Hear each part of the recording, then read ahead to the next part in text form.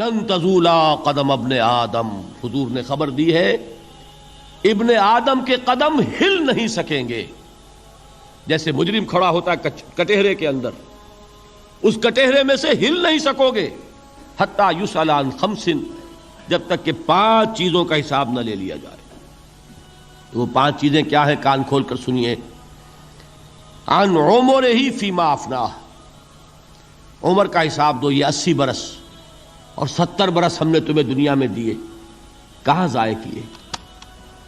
وعن شبابہ فیما ابلاہ، اور خاص طور پر جوانی کا دور، امنگوں کے دن، ولولے ہوتے ہیں، قوت ہوتی ہے، توانائی ہوتی ہے، آدمی چلتے ہوئے زمین پر پاؤں مارتا ہے، قوت جو ہے وہ اپنا اظہار چاہتی ہے.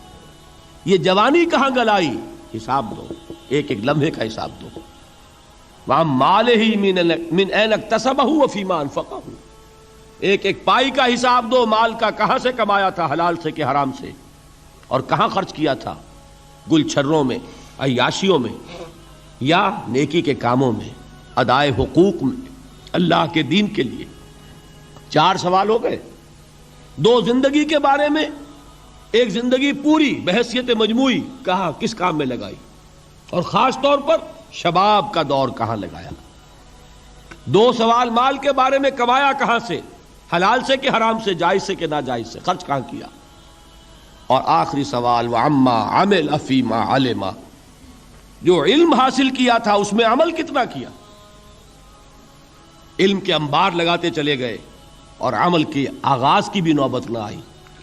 یہ علم جو ہے یہ اس روز سب سے بڑا وبال بن جائے گا انسان. اتنا علم اور عمل کچھ نہیں، بجائے کہ کریڈٹ کا ذریعہ بنے یہ الٹا ڈیبٹ کا کھاتا بن جائے گا. یہ جواب دہی کا احساس ہے کہ جس کی وجہ سے انسان کی ٹریجڈی جو ہے وہ دوہری ہے. کوئی حیوان اتنے بوجھ تلے نہیں، مشقت کی، محنت کی، اس زندگی میں ختم ہوئے، اس کے بعد کوئی محاسبہ نہیں. اس کو بھی غالب نے خوب کہا ہے کہ اب تو گھبرا کے یہ کہتے ہیں کہ مر جائیں گے، اور مر کے بھی چین نہ پایا تو کدھر جائیں گے. یہ ہے وہ ہیومن ٹریجڈی.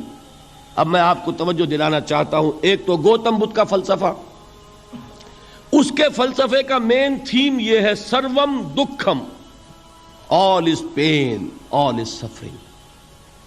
اور اس نے جو بھی اپنی محنت کی یہ تو اللہ ہی بہتر جانتا ہے کہ اسے بعد میں ملا کیا اور کیا نہیں ملا. ایک بات آپ سے عرض کر دوں، گوتم بدھ کے بارے میں ایک بہت جید عالم، میرے نزدیک بر صغیر پاک و ہند کے علماء میں جو اس صدی کے علماء ہیں ان میں ان کا بہت اونچا مقام ہے، مولانا مناظر احسن گیلانی رحمۃ اللہ علیہ. گیلان قصبہ ہے ایک بہار کا، وہاں کے رہنے والے تھے. ان کی زندگی زیادہ گزری حیدرآباد دکن میں، عثمانیہ یونیورسٹی میں استاد رہے.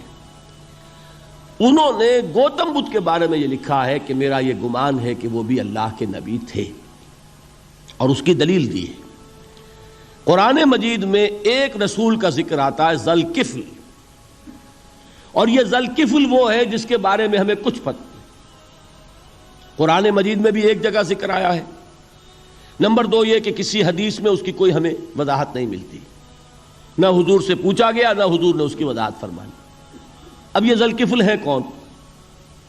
تورات میں جو نبیوں کے نام آتے ہیں ان میں سے کسی نبی کا نام ذوالکفل کے آس پاس نہیں بنتا کہ یہ سمجھا جائے کہ یہ اس نام کی بگڑی ہوئی یا بدلی ہوئی شکل بن گئی ہے.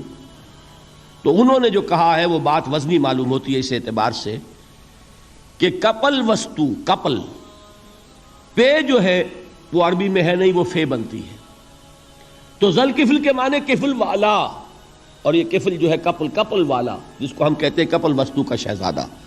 تو انہوں نے یہ کہا ہے کہ گوتم بدھ کے بارے میں یہ خیال، یہ میں عرض کر دوں کہ اس کو ہم یقین سے نہیں کہہ سکتے، یہ ان کا گمان ہے، خیال ہے، واللہ عالم کہیں گے ہم، لیکن امکان ضرور موجود ہے. قرآن کہتا ہے وَلِكُلِّ قَوْمٍ ہاد، ہم نے ہر قوم میں ہادی بھیجے. وَإِن مِّن قَرْيَةٍ إِلَّا خَلَا فِيهَا نَذِيرٌ، کوئی بستی ایسی نہیں دنیا میں جس میں کوئی نہ کوئی خبردار کرنے والا نہ آیا ہو. تو یہ ممکن نہیں ہے کہ وہاں نبی نہ آئے ہوں، لیکن ان کی تعلیمات اتنی بدل گئی ہیں کہ ہم ان کو پہچان نہیں سکتے. حضرت مسیح علیہ السلام کی تعلیمات اگر عیسائیوں سے ہم سمجھیں تو کبھی بھی انہیں اللہ کا نبی نہیں مان سکتے. یہ تو قرآن مجید میں آ کر حضرت مسیح علیہ الصلوۃ والسلام کی اصل حقیقت ہمیں بتائی، ورنہ تو خدا کا بیٹا ثالث و ثلاث